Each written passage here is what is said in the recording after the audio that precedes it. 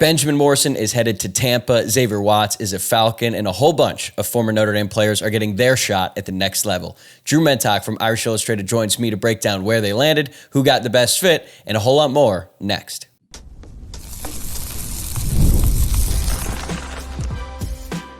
You are Locked On Irish, your daily podcast on the Notre Dame Fighting Irish. Part of the Locked On Podcast Network, your team every day. Hey, what's going on? And welcome into Locked On Irish, your daily Notre Dame podcast. I'm your host, Tyler Wojciak. I'm a Notre Dame alum and producer at Fox Sports, and I am thrilled to have you here on Monday, April 28th. And thanks for starting your week by making this your first listen of the day. Quick reminder to subscribe on YouTube or wherever you are listening to the podcast. And this episode is brought to you by the Amazon Fire TV Stick 4K. Turn any TV into your Xbox, no console needed. Head to Amazon.com/Fire TV Locked On to learn more. And today on the show, we got Drew Mentock from Irish Illustrated to react to the 2025 NFL Draft and all the Notre Dame players who heard their name called, plus a few who signed free agent deals after the fact. We're going to dive into the biggest surprises, best fits, and we'll even look ahead to who could headline next year's draft class for the Irish. Let's go. All right, I'm joined now by Drew Mentock, who's just been all over it with the Notre Dame NFL draft coverage for Irish Illustrated. So it's great to have you back on. We'll get into all the specifics, but I just want to start with your big picture takeaway from the weekend. Like, was there one selection that really surprised you, or just what stood out to you the most?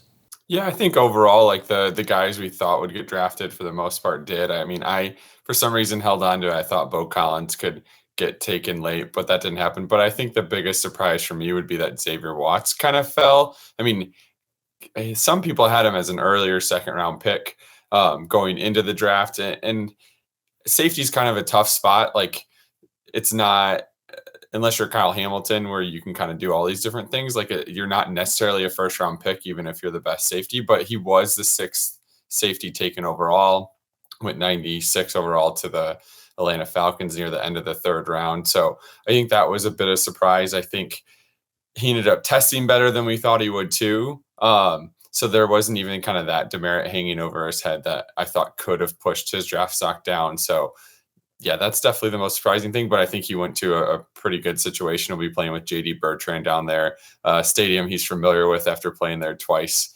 at Notre Dame last year. So yeah, I thought if there was going to be one player who would fall, I thought it might be Benjamin Morrison, just considering the fact that he didn't do the combine, he didn't do pro day, and then he had his private workout like a couple days before the draft. Then at his private workout, he didn't really do athletic tests or anything like that, like didn't run the 40 or anything. So I was concerned that maybe he would fall, but then he ends up being the first Notre Dame player off the board. He gets drafted by the Tampa Bay Buccaneers. Is that about what you expected, considering all the ups and downs with him and kind of what he was going through as he was recovering from his injury? Yeah, I was with you. I was definitely more skeptical of kind of the workout 4 days before the draft. I did like, they do like those media calls leading up to the draft with like Mel Kiper and Daniel Jeremiah stuff. So you do some of that to like ask questions. And like, he thought I was a little silly almost for thinking that Benjamin Morrison's injuries were like a red flag and the date of his showcase, but he ended up being right. I think he had him going like 46 overall and he went 53rd. So wasn't too far off, but it was an interesting thing too, because at his showcase, I think 25 teams were in the attendance and the Bucs weren't one of them too. So they didn't even feel the need to send somebody out there to take him earlier than, to take him at that spot too. So it felt good. It's also interesting too. I watched they do like the interviews after, and Todd Bowles overlapped with his dad for a year at the Redskins back in the day too. So it's kind of a cool story. His dad played safety, Bowles played cornerback too. So they actually had a relationship, and you have to wonder if maybe that played a little bit of part into him feeling kind of secure with taking him there too. And his dad also was like a pastor for the Redskins after Morrison's was. So I think he's a pretty well respected figure in the NFL, despite only playing like four years. Yeah, all that background definitely adds more to that story. But the fact that they didn't show up to his workout is pretty surprising. But like you said, maybe they were just that confident in his abilities. And then, seeing that video come out after he got drafted where he just is immediately brought to tears. And then you see a bunch of other current and former Notre Dame defensive backs like Carson Hobbs was there, Christian Gray, but then also Jaden Mickey. They were all in the room celebrating with Benjamin Morrison. So glad it worked out. I like his fit with Tampa Bay. And another Notre Dame defensive player who got drafted, Jack Kiser, in the fourth round, which to me was a little bit surprising. I thought he would certainly get drafted, but he's going to the Jaguars, who, their GM was making all kinds of bold proclamations over the weekend. So the fact that they got Travis Hunter and then just a few rounds later they get Jack Kiser, I was really happy for him. What do you think his NFL outlook is? I think he actually could be a better NFL player than he was in college. I just think he did so well in coverage and in his like kind of short area quickness testing at the pro day and stuff like that. Like, I think a lot of those traits are there that I kind of get why a team would gravitate towards him. Plus he's an instant like locker room guy and special teams player. It was a little higher than maybe I thought he would go. I think 107 overall. I was just starting to watch the draft. I didn't think I'd have to like be getting a story ready at that time. So that was kind of good for him. But I think it shows, you look at those, that draft class too from Notre Dame with Maris Leofau and JD Bertrand, like all three of those guys end up getting played together, but then end up getting drafted relatively high. I think Bertrand may have been the lowest pick of the three, which is actually kind of surprising. Yeah. He was the most productive at Notre Dame too. I couldn't believe Maris went to the third round, right? Yes. With the Cowboys. Yeah, that was a big surprise, but hey, good for him, man. It really worked out. But I'm surprised that you think Kiser is going to be a better pro just because he was so good in college. But I do think the fact that he was so adamant about playing special teams at Notre Dame, even when he was a leader on the defense and they needed him out there, like he was always willing to do that. And I do think that's going to help him get on the field early in the NFL. Now, at one point, we weren't sure if Rylie Mills was even going to get drafted at all because of the serious injury that he suffered in the first round game in the college football playoff. But then he gets picked up by the Seahawks in the fifth round. Did something change, or were there just more good news about his medicals? Like, I was surprised that he was taken off the board that early. It was interesting. I kind of thought maybe he wouldn't get drafted at one point, but I did a big like mock draft roundup about a week ago. And I would say there was more variance with like the, 7-round mock drafts on him than anyone else. Like there was somebody, I think Mel Kiper had him going in the third round. Yeah, Kiper had him in the third round. That was crazy. Yeah. So then all the way to still undrafted. So I think it was somebody where the tools were all there. He had a lot of production last year. Obviously the injury is concerning, and we'll see kind of once he meets with the Seahawks doctor what they think in terms of his timeline for getting back and stuff. But it was hard to be surprised just because I honestly, other than him being like a second round pick, I could have seen him going anywhere. And I think I do think he'll be a pretty productive NFL player too. I think we saw a lot what he added to the table. And I think it was really interesting just to hear him talk about his draft process in terms of like, okay, I can't do all these testing stuff that I would have thrived in. Let me learn more about coverages and just be able to like go up to the board and draw stuff about coverages on it and stuff that you wouldn't expect out of a defensive tackle. So I think those type of things probably really showed well that he took this extra time he had seriously and didn't use it as like a time to wallow, I guess.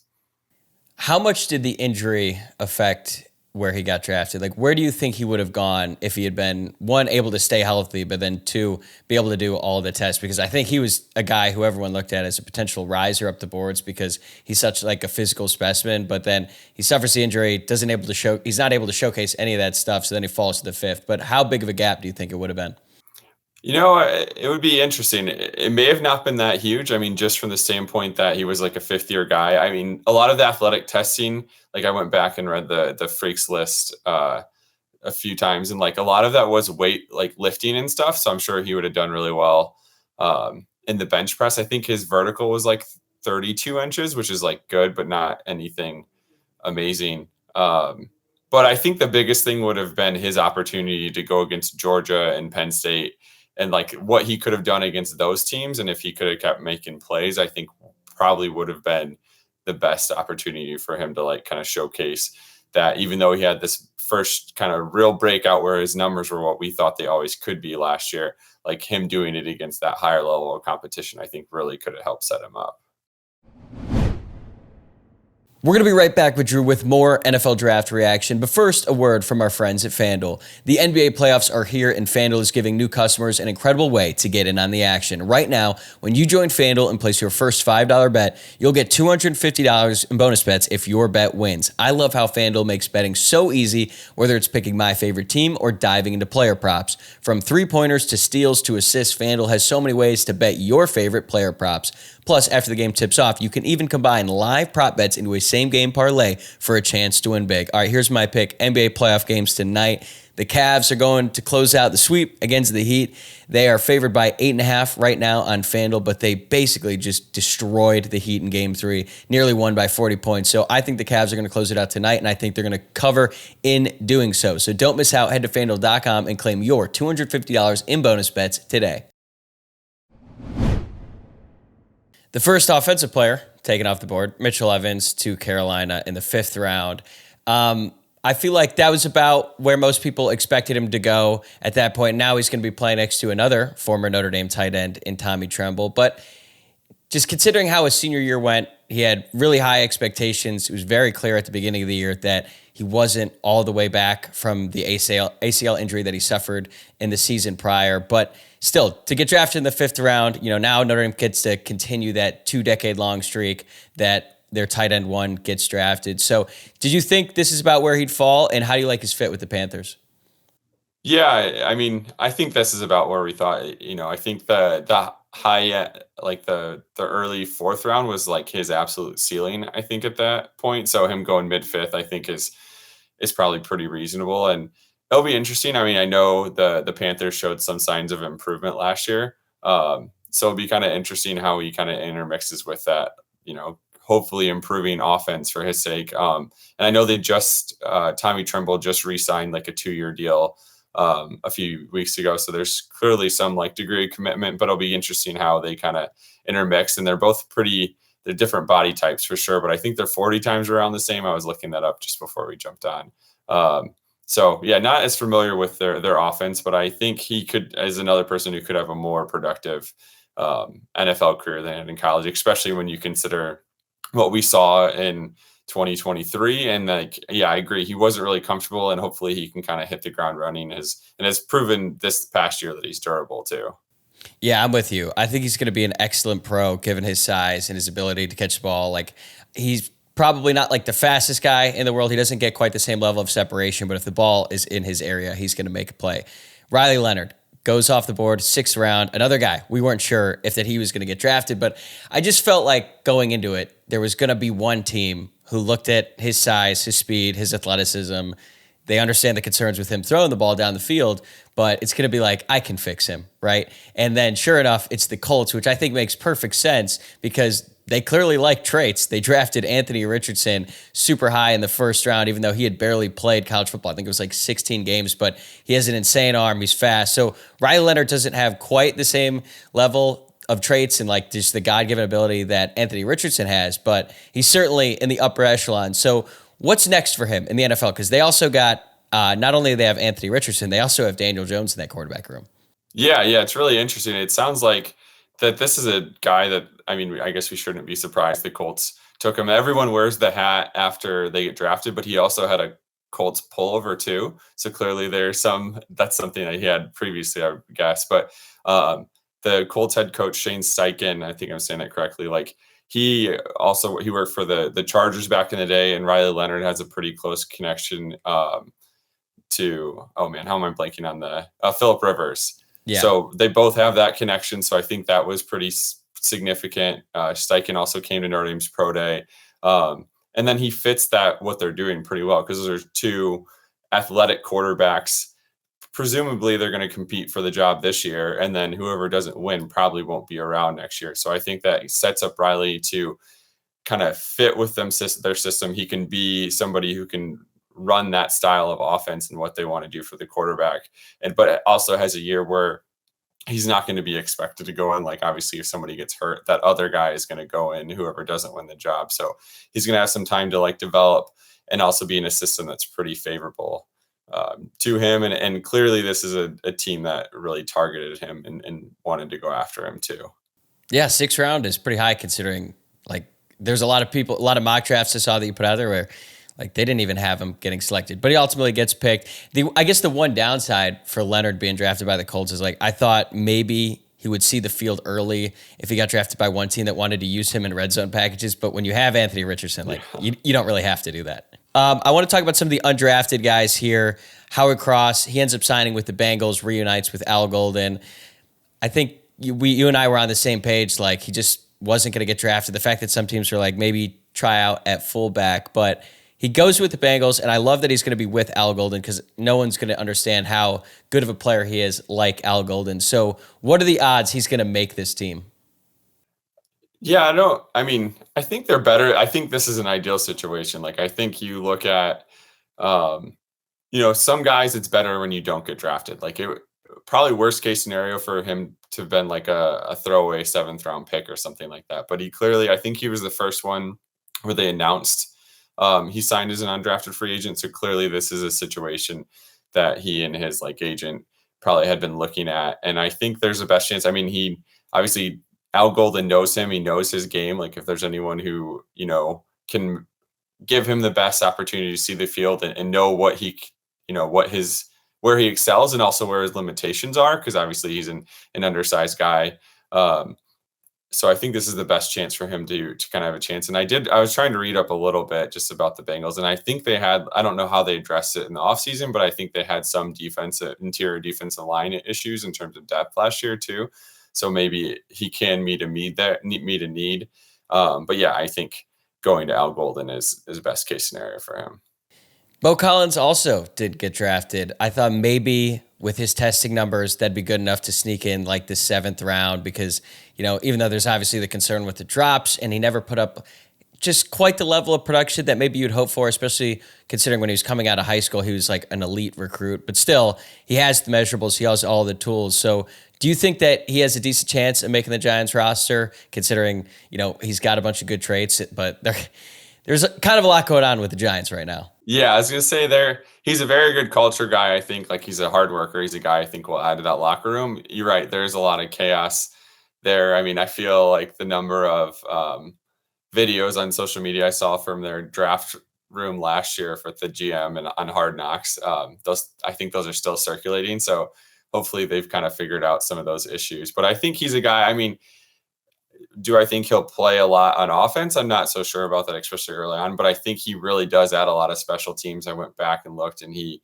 even at the combine, was talking about, he met with Al Golden as he was like thinking about the draft process too, or talked to him, and Al Golden was like, get with the special teams coach and like find your role right away. Like that's something you got to do. And that's something I think he's very well aware of. Like also he's well aware of his, even despite his athletic testing number, he doesn't think he should go in and play or be a starter right away. He knows he's going to have to grind and kind of find those little things to make the roster. And I think he definitely has a shot without knowing too much about like the intricacies of the Giants offense. A few other guys who didn't get drafted but did get signed. Jordan Clark is headed to the New York Jets. Beaux Collins with the Giants, like we were just talking about. Mitch Jeter got a rookie minicamp invite with the Vikings, and RJ Open also got a rookie minicamp invite. But I think my favorite one is Devin Ford going to the Raiders. Like, Dylan McCullough must love him some Devin Ford. So I thought that was pretty funny. And then guys like Rod Hurt, Jane Harrison, I don't think they've been picked up, have they? I haven't seen anything for them either. So now that we've kind of covered all the specific players here, who do you think landed in the best situation? I mean, I think we touched on Leonard. I think this actually might be an ideal situation for him. Like, just, going back to like this, he's not going to come in and they're going to have an offense that works for him. Like, you want him to go somewhere where the expectation is you run the ball. It gives him time to develop more as a passer too. So I think that's really ideal. I also think something Xavier Watts talked about, like in his interview after getting drafted, is he's going to play with Jesse Bates, who's a guy he's like modeled his game after at safety, a guy who like makes plays in the runs, but also like gets after the ball. So I don't know if that maybe makes it a little harder for him to see the field right away, potentially, but also like he's going to work directly with one of his mentors right when he gets there. So that could be an interesting opportunity too.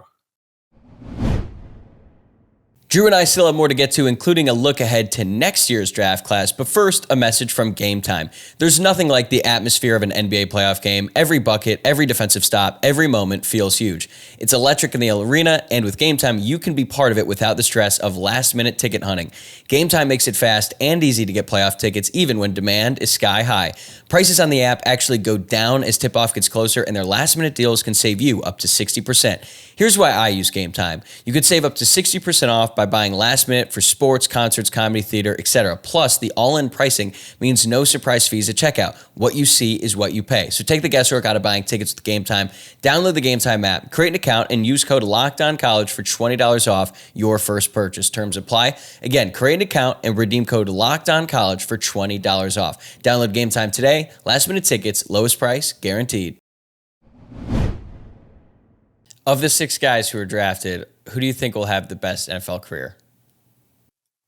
Interesting. I kind of think, again, I would probably go with Xavier Watts. I think he's just one of those guys because of he's just under 6 foot. We were happy with he was happy with a 4.56. Most defensive backs aren't pretty satisfied with that time, which kind of also shows he's not super fast, but I think he's another one of those guys that you're going to overlook, kind of like a Julian Love. I know Julian Love ended up moving to safety when he got to the NFL and has made at least one Pro Bowl since. I could kind of see him having a similar career to that. Morrison, if he can stay healthy, he seems, definitely less concerned about the hip stuff than I would be. But I guess it's also the same injury he had. He had an injury or an issue on both hips, and he had a similar procedure done in high school on the other, and knew he needed to get the other hip done at some point. So maybe that gives him some extra level of confidence. I think he the Bucks play an aggressive style of defense, and he's definitely an aggressive player. So I think that will fit him well. Yeah, I think the safe answer is Benjamin Morrison, but given the injury history, I think as long as he stays healthy, he's going to have a great NFL career. Probably would have been drafted in the first round if these injuries had not happened. But I think Mitchell Evans is my dark horse. I think that he could end up having a really, really good NFL career. Yeah, and we saw too, just when he didn't get to go against zone much either last year, but I think that's really a place where he thrives. He knows how to find the soft spots and get open, and I think he'll have more of an opportunity to do that in the NFL than maybe he did at Notre Dame, where teams were just kind of playing man and loading the box because they didn't have many other receiving or threats either. So he might get more opportunities, and again, he was coming off that injury, and he was considered. We had 2 tight ends go in the first half of the first round, and he was kind of in talks with those guys before the season. So clearly the potential's there, and his testing numbers are actually pretty good too. For his size to run, I think he ran a 4.64 maybe, that's pretty impressive. So he has the traits too. As we look ahead to next year, obviously NFL teams are going to be enamored with Jeremiah Love, but who else on this current Notre Dame roster, who do you think are the top targets for next year's NFL draft? Yeah, it's interesting. I was thinking about this a little earlier, and I think it's kind of tough because there's a lot of guys who kind of need to prove themselves. I think what I saw from Eli Raridon this spring, sure, it looks a lot more like a playmaker. He obviously is another guy who has a lot of the traits. He looks like $1 million out there. So if he kind of puts it together, I definitely could see him being a, maybe day 2 pick next year, but definitely playing himself into a draft pick. Jalen Sneed's another guy, has all the traits in the world. Let's see what he does next year. I'm pretty confident he won't be coming back for a 5th season. So linebackers isn't necessarily a highly valued position, but he's definitely somebody to look at. There's also the, some offensive line, maybe Emil Wagner kind of has a breakout second season. I don't know if I could see Charles Jacquesson unless he's really, really broke out, going, what does Jadarian Price want to do for another year? Would he want to come back to be the man after Jeremiah Love clearly leaves, or would he want to, also go to the NFL? I could see him being a draft pick, but I do think, I kind of ultimately think it's going to probably be another year if I have to predict this far out, where it's 6 guys or so get drafted. And then I think if you look at the younger guys, that's, I think, where the most high end talent is going to be with this roster. I still don't know if there's, I was kind of comparing it to Notre Dame had 6 guys drafted, obviously 10 other teams and more players picked this year. which is quite a lot. So I kind of think we're going to start seeing the like kind of the fruits of Freeman's recruiting style start paying off maybe in like 2027 draft and stuff like that. Yeah, I mean, it's admittedly a low number for a team coming off a trip to the national championship. But to your point, I think it says a lot about the young talent that's coming back on this roster. And next year, they're probably going to have a first-round running back so long as Jeremiah Love is able to stay healthy. He's just that good. But I also think Billy Strouth could potentially get drafted. Now, he has another year of eligibility, and I think the problem with Strouth is he just hasn't been able to stay on the field consistently. He's just been, dealing with injuries at different points. Like last year in his first year where he started, I think it was about halfway through the season is when he came in for Rocco Spindler. So if he puts it together like a full season, I think he's got a ton of potential. And honestly, Adon Schuler, like he's another guy that is probably going to light it up doing all the testing stuff. Like it would not shock me if Adon Schuler leaves early for the NFL draft.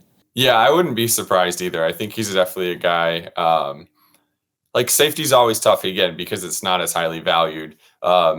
So it's kind of see how that works out for him there. But like I could see him wanting to bet on himself too. Like he has that type of personality and he's like very aggressive and self-assured. So I think that also plays to your point. Like in addition to him knowing he'll test well, like I think he'd have the confidence to make that jump a little early. And you're definitely right about Billy Strouth. Like especially because even when he was playing this year, he was hobbled and healthy and still, one of their best linemen too. So if he can even just not only not miss time, but stay healthy and not be dealing with like a high ankle sprain and stuff like that, I think he'll be able to really impress scouts. Yeah, I think it was the USC game because I was there.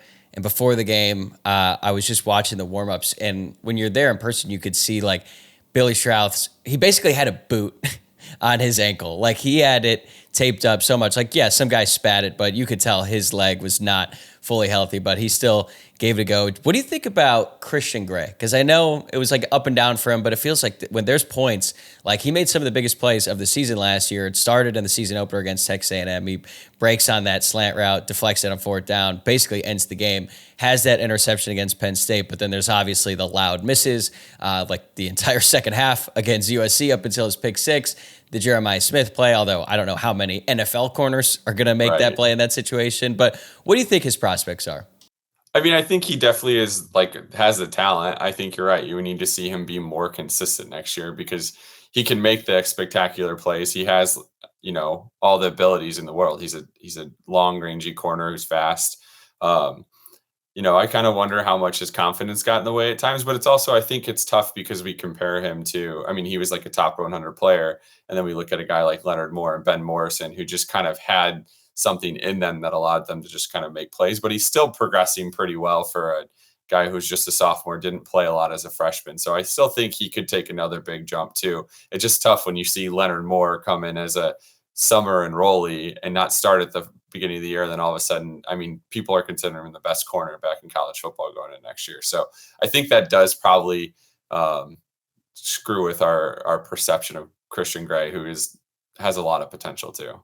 And going into last season, there was a lot of hype around Christian Gray because he came in even during his true freshman season, Notre Dame had Benjamin Morrison and Cam Hart, and Mickens would still run Gray out there for a full series in games in the second quarter when it was still very much in the balance. So I have a lot of high hopes for Christian Gray here coming up into his third season. But Drew, that's all I got for you. Thank you so much for taking the time to come on once again. We had you on around the Combine, the Pro Day, and now the actual NFL Draft. So you've been killing it with the coverage, and just really grateful that you took the time to come on. Awesome. Thanks for having me again. I really appreciate it. All right, that's going to do it for this episode. Thanks for making Locked On Irish your first listen of the day. I'm going to be back here tomorrow morning to react to a big commitment that Notre Dame got in the class of 2026. They have just been riding a wave of momentum lately, and that continues. Plus, we're going to put the bow on the transfer portal as the spring window has officially closed. So remember to subscribe on YouTube or wherever you are listening to the podcast. And if you liked what you saw today, please like this video below for those of you watching along on YouTube. Or if you're listening to the podcast, please rate the show 5 stars, leave a review, and I'll see you tomorrow.